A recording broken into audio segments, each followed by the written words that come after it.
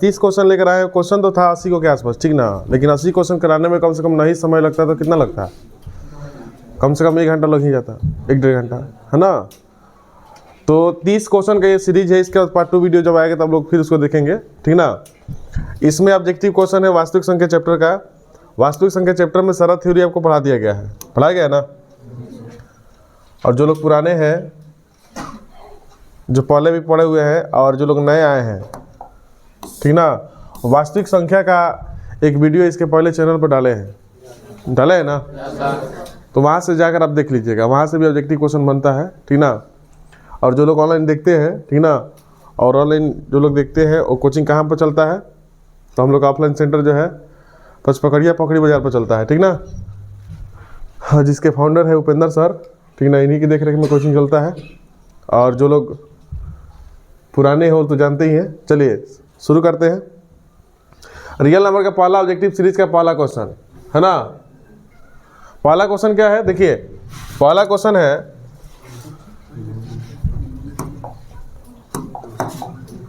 निम्नलिखित में कौन सी सबसे छोटी प्रकृत संख्या है, ठीक ना। तो प्रकृत संख्या को बताइए, सबसे छोटी कौन है? एक है ना। प्रकृत संख्या किसे कहते हैं? गिनती की संख्या को, गिनती की संख्या को। शुरू कहाँ से होता है? 1 2 3 4 डॉट डॉट अनडिफाइंड तक, है ना। तो सबसे छोटी प्रकृत संख्या क्या हुई? 1।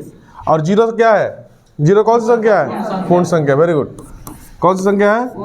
पूर्ण संख्या, है ना, इंग्लिश में होल नंबर। और -1 कौन सा क्या है? ये पूर्णांक है। चारों ऑप्शन के बारे में आपको पता होना चाहिए। ये क्या है? पूर्णांक है, -∞ से +∞ तक, है ना। और ये 2 क्या है? सम संख्या भी है। और क्या है? आभास संख्या। सबसे छोटी आभास संख्या 2, है ना। और सबसे छोटी आभास संख्या क्या? 2। और सम संख्या, सबसे छोटी सम संख्या 2, और आभास संख्या भी 2। चलिए आगे बढ़ते हैं। ये भी पूछ सकता है, यहाँ पर दिया है प्रकृत संख्या, इसके अलावा भी कुछ पूछ सकता है, ठीक ना। दूसरा क्वेश्चन, चलिए, √12 का परमेकारी गुणक निकालना है, बताइए कैसे 3 आएगा? बोलिए। इसे √12 का गुणनखंड करेंगे ना तो कितना आएगा? 2 2 गुने 3, तो 2 का वर्गमूल 2 को बदले 1 निकलेगा ना, और √3। तो परमेय संख्या में क्या गुना है? √3 का। यही होता है परमेयकारी गुणक। तो ऑप्शन में है जी, यही सही हो जाएगा। आया समझ में? अगर यही क्वेश्चन पूछता आपसे कि √16 का परमेयकारी गुणक बताइए, तो उसमें परमेयकारी गुणक होगा? क्यों नहीं होगा? क्योंकि उसमें कोई भी अपरमेय संख्या नहीं आएगा। 16 का वर्गमूल 4, है ना। चलिए आगे बढ़ते हैं। अब बताइए, अच्छा एक सवाल यहाँ पर बन रहा है, देखिए, जैसे ये क्या है? 2√3 है, इसमें परमेयकारी गुणक कितना है? √3 है। अब इस संख्या को परमेय करना हो तो क्या करेंगे? 2√3 को परमेय करना हो तो क्या करेंगे? तो देखिए, जो परमेयकारी गुणक होता है ना, उसी को डबल गुना कर दिया जाता है। तो 2√3 में √3 से गुना कर दीजिए, तो 2 को 3 के बदले 1 को 3, 2 पहले से 2 3। अच्छा, आया समझ में? तो परमेयकारी गुणक से भी हम लोग परमेय संख्या कर सकते हैं, ठीक है। चलिए तीसरा क्वेश्चन बताइए, 45 तथा 60 का मौसा क्या होगा? बोलिए। 15 कैसे होगा? 45 को तोड़ोगे ना और 60 को तोड़ोगे, जो कॉमन होगा वही क्या हो जाएगा? मौसा हो जाएगा। तो 45 को तोड़िए, 3 गुने 5, 3 5 15, यही 45, है ना। और 60 का बोलिए। 3 गुने, तो मैच क्या कर रहा है? देखिए, तो इसमें 3 और 3 मैच कर रहा है ना। 3 एक मैच कर रहा है और 1 5। जब दोनों में कॉमन हो तो 1 निकालते हैं ना, है ना। तो क्या कॉमन है इसमें? 3 और इसमें 5, 5 15। तो ऑप्शन नंबर डी हो जाएगा, है ना। आगे देखिए, 3 कौन सी संख्या है? बोलिए। आभास संख्या, विषम आभास संख्या है ना। और क्या है? कौन संख्या? बोलिए, कौन संख्या है? पूर्ण, ठीक है। तो ये सबके बारे में आपको पता होना चाहिए। चलिए अगला क्वेश्चन बताइए। अगला क्वेश्चन है कि एक अशून्य परमेय और एक शून्य परिमेय, माने शून्य परिमेय का मतलब क्या होता है? शून्य परिमेय का मतलब वैसी परिमेय संख्या जो शून्य नहीं है ना, और अपरिमेय संख्या का गुणनफल होगा। बताइए, 4 का ऑप्शन सामने है, हमेशा परिमेय, हमेशा अपरिमेय, हमेशा परिमेय, एक परिमेय या अपरिमेय। तो एक तो होगा नहीं, ये होगा नहीं, इन दोनों में कॉम्पिटिशन है ना। तो अशून्य परिमेय संख्या का अगर अपरिमेय संख्या से गुना करते हैं तो अपरिमेय संख्या में किसी भी संख्या से गुना करोगे ना तो अधिकतर अपरिमेय ही आता है, इसीलिए ऑप्शन नंबर बी हो जाएगा। परिमेय संख्या किसे कहते हैं? जिसे P बटा Q के रूप में लिखा जा सके। कल बताए थे ना, बताओ तो 1.5555 डॉट डॉट कौन संख्या है?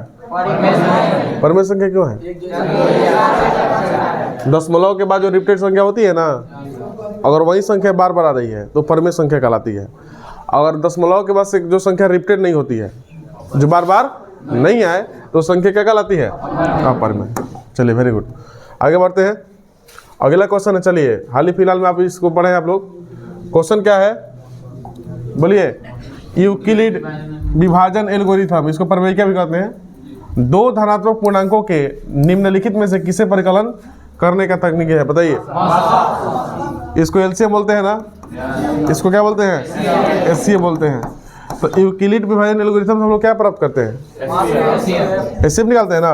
तो ऑप्शन नंबर क्या हो जाएगा? बी। एचसीएफ कैसे निकालते हैं बताइए? दो अभाज्य गुणनखंडों से अगर एचसीएफ निकालना हो तो कैसे निकलेगा? दोनों के गुणनखंड में जो कॉमन संख्या है उसको देखते हैं ना, तो कॉमन संख्या को देखते हैं तो अभी जाकर क्या होगा? निकलेगा, है ना। चलिए अगला क्वेश्चन बताइए, पूछेंगे कारण के साथ। बताइए, यदि एक धनात्मक पूर्णांक यहाँ पर P होना चाहिए, P धनात्मक पूर्णांक है तो धनात्मक सम पूर्णांक का रूप होगा। बताइए, धनात्मक सम पूर्णांक का रूप। आखिर बताओ, ऑप्शन नंबर जो है ए ही होगा, ये क्यों नहीं होगा? है ना, धनात्मक पूर्णांक का रूप बताया ना, जैसे B Q R greater equal to 0 less B होता है ना। तो यहाँ पर कोई भी संख्या अगर बी से लगी हुई है, जैसे 2p लगा है, तो इसके साथ में किसी भी संख्या अगर कोई भी संख्या अगर आती है 1 2 3, तो 1 और 3 अगर इसके साथ अटैच हो गया तो विषम में चला जाएगा। लेकिन हमसे सवाल क्या किया गया है? सम पूछ रहा है, तो ये विषम होगा, ये भी विषम होगा, ये तो होगा नहीं। तो ऑप्शन नंबर क्या होगा? ये p+1 कौन संख्या है? ये होगा, विषम होगा, क्यों नहीं होगा? मतलब विषम ही पूछता तो क्या होता उत्तर? डी क्यों होगा बताइए? ये तो कम है, छोटा है उससे। हाँ, क्योंकि यहाँ पर b का जो मान है, जैसे p+1 में यहाँ b का मान है ना जी, तो b का मान तो 1 है, तो यहाँ पर r का मान भी तो 1 है, लेकिन कंडीशन क्या कहता है? b बड़ा होना चाहिए। b क्या होना चाहिए? किससे? r से। ठीक है, इसीलिए ऑप्शन नंबर डी सही होता है। अगला क्वेश्चन सेम इसी पर है, देखिए 7वां क्वेश्चन। देखो, भले तो लोग इसको देख रहे हो इतने आसानी से 20 मिनट में 30 मिनट में, पता है इसको बनाने में कितना टाइम लगा? 30 मिनट पहले क्वेश्चन को टाइप करिए, उसके बाद से क्वेश्चन के लिए पीपीटी बनाइए, है ना, उसके बाद से यहाँ लेकर आए हैं। ये 30 मिनट के क्लास देने में हमको लग गया, जानते हो कितना घंटा? 3 घंटा लगा है,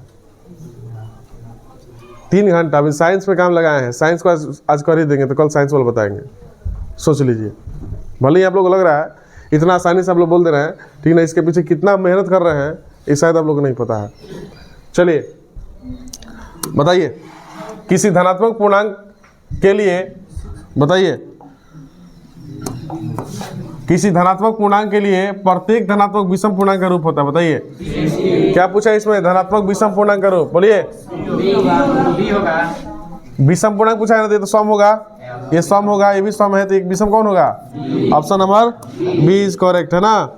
बी जो है आंसर, बी जो है सही है, ठीक ना। अगर बताइए, पूछता आपसे यही क्वेश्चन कि किसी धनात्मक पूर्णांक के लिए प्रत्येक धनात्मक सम पूर्णांक का रूप होगा, बताइए तो क्या होता? बोलिए, सी और डी दोनों होता। अब उसमें क्रमशः पूछता है ना, क्रमशः क्रमिक पूछता तो शुरू से चलते, है ना। पहले 2 आता है कि 4 आता है? 2 आता है ना। तो चलिए आगे बढ़ते हैं, 8वां क्वेश्चन पर चलते हैं। 8वां क्वेश्चन भी इसी तरह का है।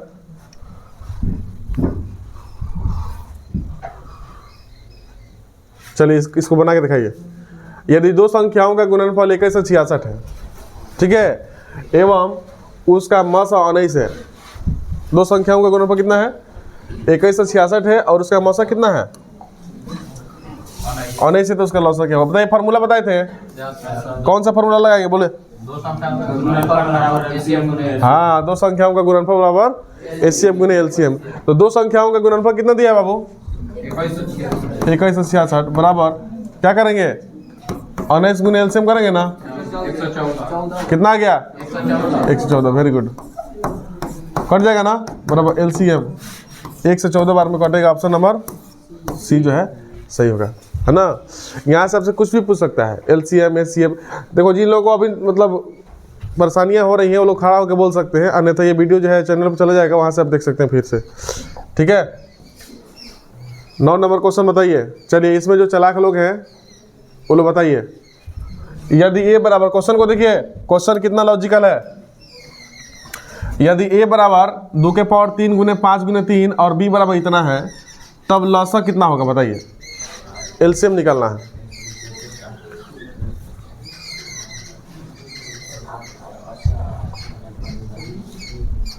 एलसीएम बताइए, बोलो फटाफट बोलो।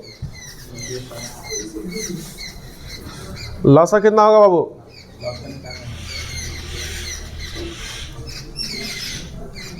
कितना आ गया? 40 आ गया। 40 देख लेते हैं। देखो, ए बराबर दिया है 2 गुने 2 गुने 2 और गुने 5 गुने 3। अब बी का मान 2 गुने 2 गुने 2 गुने 2 और गुने 5 गुने 7।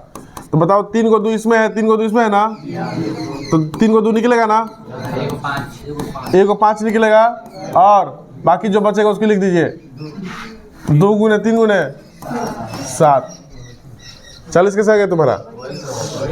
ठीक ना। आए तो इसको तो हम लिख दिए, मान लो इसको लिख दिए और इसको लिख दिए इसके बदले, है ना। अब क्या बचा? 2 को 5 के बदले भी लिख दिए, क्या बचा? 2 3 7 बचा ना, तो गुना करे 2 दूनी 4 दूनी 8 5 40 और 40 दूनी 80, 80 तरीका 240 और 240 में 7 से गुना करिए 1680, है ना। ऑप्शन नंबर कितना होगा जी? डी। आया समझ में? चलिए आगे बढ़े। चलिए क्वेश्चन नंबर 10 पाइए। क्वेश्चन नंबर 10 देखो, फिर क्वेश्चन वहीं आ गया फंसाने वाला। क्वेश्चन है कि यदि ए में एक धनात्मक पूर्णांक है, क्वेश्चन देखो, ए में एक धनात्मक पूर्णांक है तो धनात्मक विषम पूर्णांक का रूप होगा धनात्मक कौन होगा जी? ए और बी क्यों नहीं होगा? इसीलिए option number C is correct. Answer कितना होगा? सी। ये दोनों कौन सी संख्या है? धनात्मक सम पूर्णांक है। क्या है? धनात्मक सम पूर्णांक है ना। एक क्वेश्चन बता के बोल रहे हैं, बताइए आप लोग। देखो क्वेश्चन है, निम्न में कौन सत्य है? निम्न में कौन सत्य है? पहला ऑप्शन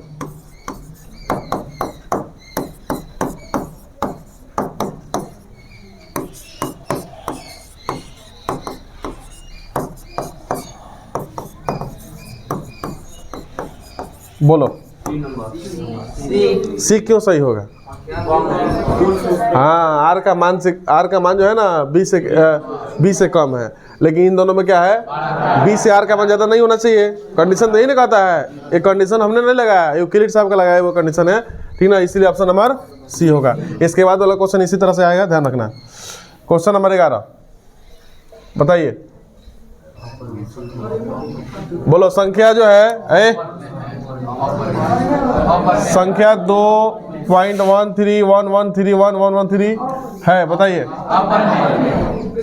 बोलो, संख्या अपर में है कि पर में? ध्यान से बताइए, ठीक ना। हड़बड़ा के बताओगे गलत हो जाएगा। बोलिए,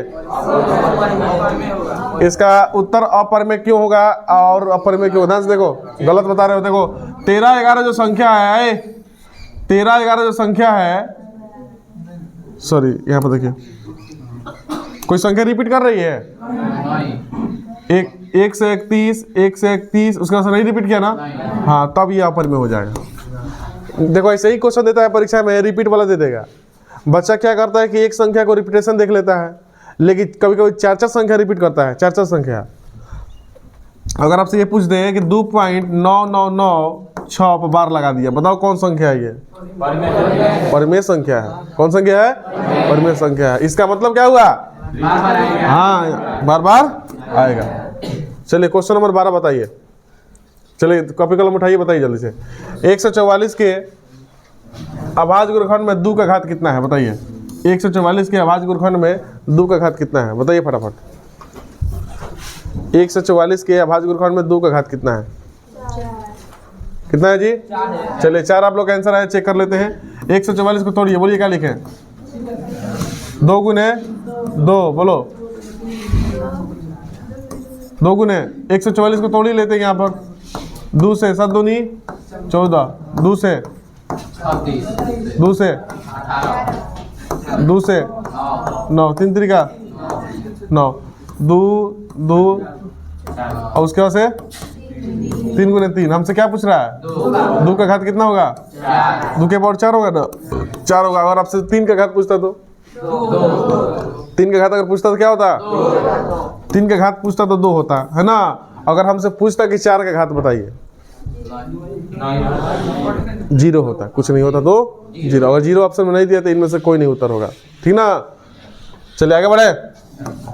अगला क्वेश्चन 13 नंबर बताइए। कॉपी कलम उठाए हैं ना आप लोग? बताइए कॉन्सेप्ट जो दिया गया है उसी के आधार पर बताइए। क्वेश्चन है क्वेश्चन क्या है कि यदि ए और बी अभाज्य संख्या है, अभाज्य संख्या का मतलब जिसमें भाग नहीं लगे, है ना, तो ए और बी का लसा होगा। बताइए क्यों होगा? ए बी तो सही है, क्यों होगा? ध्यान से देखो। अच्छा बताओ 5 और 7 कौन संख्या है? इसका लसा निकलेगा तो क्या करते हैं? गुना करते हैं। तो 5 गुना 7 कितना होता है? 35। तो उसी तरह से इसका ये होगा ना, ए और बी का जब लसा नहीं निकलेगा तो दोनों को गुना कर देते हैं। तो कितना आ गया? A B. चलिए क्वेश्चन नंबर 14 बताइए। क्वेश्चन नंबर 14, 2 परिमेय संख्याओं के बीच 2 परिमेय संख्याओं के बीच अधिकतम कितनी परिमेय संख्याएं हो सकती हैं? देखो ये क्वेश्चन कब कब पूछा है, सारे क्वेश्चन में लिखा है ना कौन कब पूछा है, सब क्वेश्चन में क्या क्वेश्चन। देखो 2013 में पूछा है, 2015 में पूछा है, 2021 में पूछा है ना। तो इसका सही उत्तर क्या होगा? अनंत होगा। अनंत क्यों होगा? है ना। 2 संख्याओं के बीच कितनी अपरिमेय संख्या होती है? अनंत होती है। कैसे? देखो जैसे 2 और 3 की बात करें, 2 और 3 की बात करते हैं, 2.1 लिख सकते हैं ना, 2.11 लिख सकते हैं, 2.122 लिख सकते हैं। कहाँ तक लिखेंगे पता नहीं है ना। इसीलिए जो है उसके बाद से 2.2 शुरू करेंगे, 3 तक जाएंगे तो संख्याएं गिनी नहीं जा सकती है ना। तो इसलिए अनंत, है ना। क्वेश्चन नंबर 15 बताइए। निम्नलिखित में कौन अभाज्य संख्या है? चलिए 15 कट जाएगा, 12 कट जाएगा, 75 भी कट जाएगा, कौन संख्या नहीं कटेगी? 23, है ना। तो यही जो है ऑप्शन नंबर 20 सही हो जाएगा। 23 जो है अभाज्य संख्या है, ठीक है। अभाज्य संख्या किसे कहते हैं? हाँ ठीक है, आगे बढ़ते हैं। 16 नंबर क्वेश्चन बताइए। चलिए कॉपी कलम उठाइए, बताइए। 2, 10, 20, कॉपी कलम उठाइए और बताइए 2, 10, 20 के लसा और मौसा का अनुपात क्या होगा? लसा और मौसा का अनुपात पूछ रहा है, यानी कि पहले एलसीएम निकालना है, उसके बाद से एलसीएम निकालना है। बना के दिखाओ, बनाओ, उत्तर बोलो फटाफट। 4 ऑप्शन आपके सामने है, 1:10, 10:1, 4:3, 11:1। ऑप्शन का इंतजार रहेगा। 2:1 कितना आ गया? 10:1 आ गया। आप लोग का जी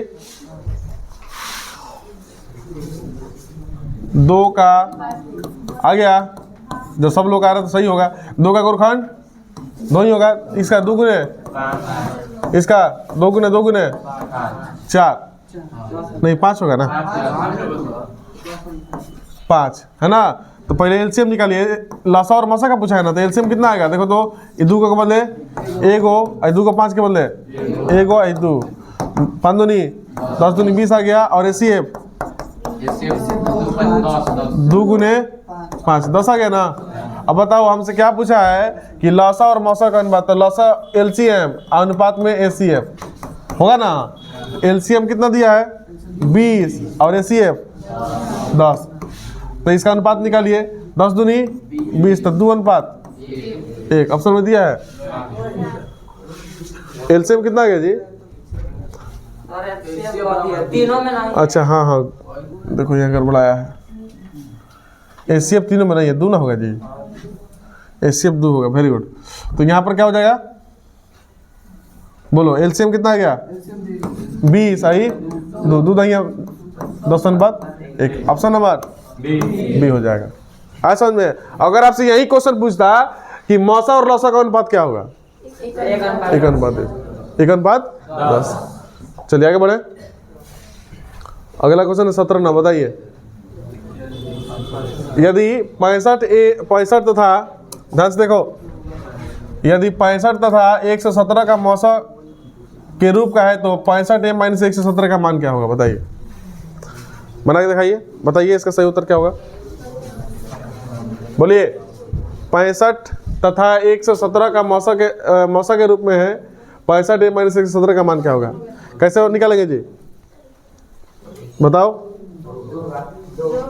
2 कैसे आएगा, देखो 65 को तोड़िए, तेरे पास है 65, 117 का तोड़िए, 3 गुने 13, तो इसमें एसीएफ का मान निकालना है, तो एसीएफ बताइए क्या होगा, एसीएफ क्या होगा 13 आ गया ना। अब कह रहा है कि इतना का रूप का है ACF, according to question 65m minus 117 बराबर क्या चलाना है, 117 है ना, 117 इसका टू है ना, तो 65m अब बराबर 13, इधर आएगा तो प्लस 117, तो 65m बराबर 130, तो m बराबर 65 कितना आ गया 2, ऑप्शन नंबर 2 सही हो जाए, है ना। इस तरह का ऑब्जेक्टिव क्वेश्चन आपके परीक्षा में रहेगा, ठीक ना। क्योंकि देखिए अभी जो है आप लोगों का सेंटर एग्जाम तो हर महीने चलेगा ना। अब सोचिए कि वास्तविक संख्या से आपके हर महीने क्वेश्चन आएंगे, उसके बाद से आपको फाइनल एग्जाम में जाना है ना। उसके बाद से देखिए 18वां क्वेश्चन बताइए। चलिए, सबसे छोटी भाज्य संख्या और सबसे छोटी अभाज्य संख्या का मौसा कितना होगा, 2 कैसे होगा बताओ। सबसे छोटी भाज्य संख्या कितना होगा जी, सबसे छोटी भाज्य संख्या 4, वेरी गुड, 4 होता है ना। और सबसे छोटी अभाज्य संख्या कौन होता है, 2 होता है। तो 2 और 4 का क्या निकालना है, मौसा निकालोगे, 2 और 4 का तो कितना आएगा 2 ही आएगा, ऑप्शन नंबर बी हो जाएगा, ठीक है। चलिए आगे से क्वेश्चन बताइए। चलिए अब बनाइए, इसको बनाइए। 96 का अभाज्य गुणनफल क्या होगा, 96 का अभाज्य गुणनफल क्या होगा, 96 को तोड़िए, 96 का अभाज्य गुणनफल क्या होगा। 2020 में क्वेश्चन पूछा है, 2020 के सभी पेपरों में था ये क्वेश्चन। ऑप्शन नंबर सी, 96 को तोड़िए, कितना आएगा 2 से 48 बार हो जाएगा ना, 2 से 24, 2 से 12, 3 से 2 से 6, 2 3 6, तो 2 के बॉल कितना आ गया 5, 2 के बॉल 5 है कहीं, और 3 के ball, option number C is right, ठीक है। आगे बढ़े 20 नंबर, 2 संख्याओं के गुणनफल, चलिए बनाइए। 2 संख्याओं के गुणनफल 8670 और उसका मौसा कितना है 17 है, तो उसका लौसा निकालना है। 2 संख्याओं का आगे आंसर कितना होगा, कैसे बनाएंगे। 2 संख्या का गुणनफल कितना दिया है और 17 गुने एलसीएम करेंगे ना, भाग मार दीजिए। 8670 में 17 से कितना नंबर में कटेगा 510, option number D, option number D. चलिए वेरी गुड। 21 नंबर बताइए। चलिए फिर वही रिपीटेड क्वेश्चन है। 6, 8 एवं 22,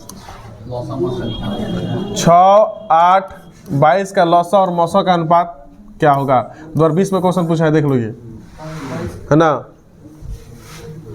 बताइए 6, 8 और 22 का लौसा और मौसा का अनुपात। पहले लौसा निकालना है, उसके बाद से मौसा, ठीक ना। लौसा माने एलसीएम, मौसा माने एसीएम। बताइए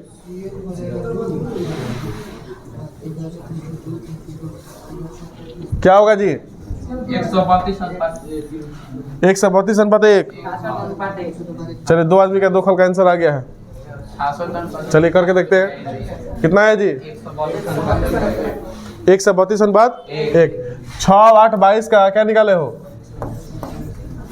2 3 6, 2 गुने 2 गुने 2 और 2 गुने 11 होगा। लौसा कितना होगा? पहले एलसीएम निकाल लेते हैं।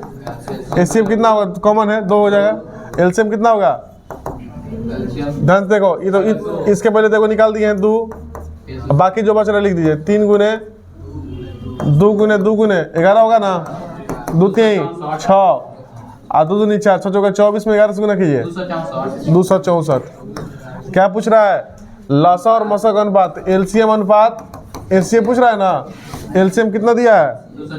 264 और एसीएफ 2 कितना आएगा? 132:1। कितने लोग आया था जी? चलिए वेरी गुड, ए नंबर इसका सही उत्तर होगा। ठीक है, आगे बढ़ते हैं। 22 नंबर बताइए। 22 नंबर सवाल, 2 लगातार संख्याओं का मौसा। बोलिए 2 लगातार संख्याओं का मौसा क्यों 1 होगा? 1 तो सही है लेकिन क्यों होगा? बोलिए 2 लगातार संख्या मान लीजिए 1 और 2, तो 1 से ही कटेगा। 2 और 3 मान लीजिए, 3 और 4 मान लीजिए, इसलिए हर हालत में क्या आएगा? 1 होगा, है ना। 1 कौन सी संख्या है? पूर्ण संख्या भी है, प्रकृत संख्या भी है ना। निम्नलिखित में कौन भाज्य संख्या है? चलिए वेरी गुड। चलिए 23 नंबर बताइए। 5 आपकी किताब का ही क्वेश्चन ही है, 2020 में पूछा है। 5005 के कितने अभाज्य गुणनफल है बताइए? कैसे 4 होगा? 5005 को तोड़ेंगे ना, ठीक ना। 5 × 5 0 0 1 किससे टूटेगा? लास्ट में 1 है 3 3 9, 3 से नहीं कटेगा। किससे कटेगा? 7 से। 7 एकम 7 143 बार में अब 13 11 है ना। एक ही बात हुआ तो 1 2 3 4 है। ऑप्शन नंबर क्या हो जाएगा? बी। 4 को इसका गुणनफल हो रहा है। आगे बढ़ते हैं। 24 नंबर का बताइए आप लोग। क्वेश्चन है कि यदि पी तथा क्यू के 2 अभाज्य संख्याएं हैं, यदि पी तथा क्यू 2 अभाज्य संख्या है तो उनका मौसा क्या होगा बताइए? 2 अभाज्य संख्या का ज्ञान आपको पहले सबसे पहले होना चाहिए, है ना। तो इसका उत्तर क्या हो जाएगा बाबू? ऑप्शन नंबर डी होगा, है ना। पी और क्यू 2 अभाज्य संख्या है तो उसका मौसा क्या होगा? 1। ठीक है, इससे मान लीजिए अभाज्य संख्या 2 और 3 लेते हैं, है ना। 2 और 5 लेते हैं, है ना। अभाज्य संख्या है ना। जब इसका एचसीएफ निकालोगे तो कितना आएगा? 1 ही आएगा, है ना। उसका से आगे बढ़ते हैं। 25 नंबर बताइए। चलिए बना के दिखाइए, बनाइए इसको। 2 संख्याओं a और 18 का लसा 36 और मौसत 2 है तो a का मान निकालना है। देखो कोई यहाँ पर छूट गया है तो a का मान निकालना है। a का मान देखो a छूट गया है तो a का मान निकालना है। 4 ऑप्शन आपके सामने है। Option number 2 3 4 1। Option number C. Check कर लेते हैं। 2 संख्याओं का गुणनफल 1 गुने 18 होगा ना जी, और 36 गुने 2 होगा। 18 दूनी 36, 2 दूनी ये बराबर। Option number C. Option number C आया समझ में? चलिए आगे बढ़े। 26 नंबर बताइए। 26 नंबर क्वेश्चन है कि 5, 15 और 20 के लसा और मौसा का अनुपात बताइए। 5, 15 और 20 के लसा और मौसा का अनुपात। 5, 15 और 20 के लसा और मौसा का अनुपात। सबसे पहले क्या निकालेंगे आप लोग? लसा निकालेंगे, बताइए। 5, 15 और 20 के लसा और मौसा का अनुपात बोलिए कितना आया? 12:1 सबका आ गया। 5, 15 और 20 का लघुत्तम कितना आया है? बोलो 60 आएगा ना। और एचसीएफ कितना आएगा? 5 आएगा। 5 बार यहाँ 12:1। Option number D. Option number D. आगे समझ में? सबसे पहले लसा निकालोगे, लघुत्तम निकालोगे, उसके बाद से महत्तम निकालोगे, उसके बाद से इसका अनुपात कर देना है। ठीक है, आगे बढ़ते हैं। 27 नंबर क्वेश्चन। सबसे छोटी अभाज्य संख्या सबसे छोटी अभाज्य और सबसे छोटी भाज्य संख्या का गुणनफल होता है, बताइए। बोलो क्या होगा ऑप्शन? ऑप्शन नंबर सी। सबसे छोटी अभाज्य संख्या कौन होती है? 2 होती है ना। और सबसे छोटी भाज्य संख्या 4 दूनी 8। Very good, option number C. आगे बढ़े, चलिए 28 नंबर। निम्नलिखित में कौन सी अभाज्य संख्या है, बताइए। 29 क्यों होगा? 4 है। हाँ 29 जो है ये क्या हो जाएगी? अभाज्य संख्या हो जाएगी। ये तो कट जाएगा, इस 5 से कटेगा ही, 4 से कटेगा ही, 3 से 5 से कट जाएगा ना। आगे बढ़े, 29 नंबर बताइए। किसी पूर्णांक के लिए सम का रूप होगा, सम संख्या का रूप होगा किस पूर्णांक के लिए? सम संख्या का रूप होगा। बोलिए, किसी पूर्णांक के लिए सम संख्या का रूप होगा, बोलो। पहले तो ये और सी तो होगा नहीं, और बी और डी में लड़ाई है, तो option number B is right. C D क्यों नहीं होगा? हाँ, आर का मान बी के बराबर है, आर का जो मान है बी के बराबर है, जो कि कंडीशन अलाउ नहीं करता है, नहीं करता है, इसीलिए घबराना नहीं है। Option number B is right. क्यों होगा कारण भी पता है आपको, है ना। आगे बढ़े, अब ये लास्ट क्वेश्चन है शायद मेरे हिसाब से, ठीक ना। चलिए बताइए, सबसे छोटी पूर्ण वर्ग संख्या जो 16, 20 तथा 24 से विभाजित हो हुआ है, बताइए। हाँ, पूर्ण संख्या का मतलब क्या होता है, बताइए। सबसे कह रहा है कि सबसे छोटी पूर्ण वर्ग संख्या, वर्ग संख्या कह दिया, तो इसमें सबसे पहले देखिए कि 240 जो किससे कटेगा? पूर्ण वर्ग संख्या जो 16, 20 तथा 24 से विभाजित हुआ है। तो ये क्वेश्चन जो है आपको हम होमवर्क में रखते हैं, ठीक ना। इस क्वेश्चन को आप सही उत्तर दीजिए। इसका ऑप्शन जो है ए और सी तो होगा नहीं, बी और डी में आपको बताना है, ठीक ना। ये क्वेश्चन आपका होमवर्क रहेगा, ठीक है। इसे आप बनाकर कमेंट बॉक्स में जाकर जरूर डालना है कि इसका उत्तर क्या होगा, ठीक है। चलिए, तो 30 क्वेश्चन का सीरीज था, 30 क्वेश्चन आप समझ चुके हैं। इसके बाद से इसका पार्ट 2 वीडियो लाएंगे। 30 क्वेश्चन एकदम जबरदस्त, 5 किताब का मिश्रण होगा उसमें, ऑब्जेक्टिव क्वेश्चन का, ठीक ना। उसको आप लोग सॉल्व करेंगे, ठीक है। और यहाँ पर देखिए आप लोग 30/30 में आप लोग कितना स्कोर किए? 30 में कितना सही था? एक तो होमवर्क दे दिए, बाकी 29 में हमको आशा करते हैं कि 29 का उत्तर आप ही लोग बोले हैं ना। तो ये मैथ था 10th क्लास का ऑब्जेक्टिव क्वेश्चन था। यही जो है इसी तरह का क्वेश्चन जो है परीक्षा में आपके आता है। चलिए, जो लोग ऑनलाइन देख रहे हैं, वीडियो कैसी लगी आपको? अगर वीडियो अच्छी लगती है तो चैनल को सब्सक्राइब कर लीजिए।